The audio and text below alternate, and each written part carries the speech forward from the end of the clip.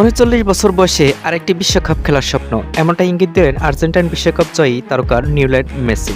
Inter মায়ামির হয়ে ২০২৫ সালের প্রস্তুতি ম্যাচে মাঠে নেমে তার মন্তব্য আবারও জাগিয়ে তুলেছে ২০২৬ বিশ্বকাপ মেসিকে পাওয়া নিয়ে আর্জেন্টাইন ও ফুটবল ভক্তদের মধ্যে আশার আলো।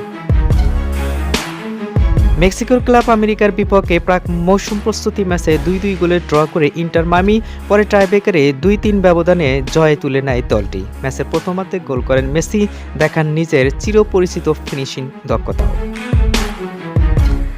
ম্যাচ শেষে আর্জেন্টাইন সংবাদ মাধ্যমে টিএনের সঙ্গে আলাপচারিতায় মেসি বলেন, নতুন বছর শুরু করেছি দারুণ উচ্ছ্বাস নিয়ে। এই মুহূর্তে ভালো বোধ করার চেষ্টা করছি, ভালো প্রস্তুতি নিতে চাই যাতে মৌসুমের মূল ম্যাচগুলোতে সেরা অবস্থায় থাকতে পারি। যখন তাকে ২০২৬ বিশ্বকাপে অংশগ্রহণ নিয়ে প্রশ্ন করা হয়, তখন সরাসরি কিছু না বললেও তার কথায় আশার সুর ছিল। মেসি আরও যোগ করেন, আমরা এই মুহূর্তে প্রাক মৌসুম নিয়ে ব্যস্ত, কিছু সময় হাতে আছে, তবে আমি ভালো অবস্থায় থাকতে চাই যাতে সেরা ফর্মে ফিরতে পারি। চুপ থাকা যে সম্মতির লক্ষণ, সেটা মেসি হয়তো বুঝিয়ে দিয়েছেন তার ভক্তদের। এরকম স্পোর্টস নিউজ পেতে আমাদের সাথেই থাকুন, সিমির সাথে থাকুন, সি মি।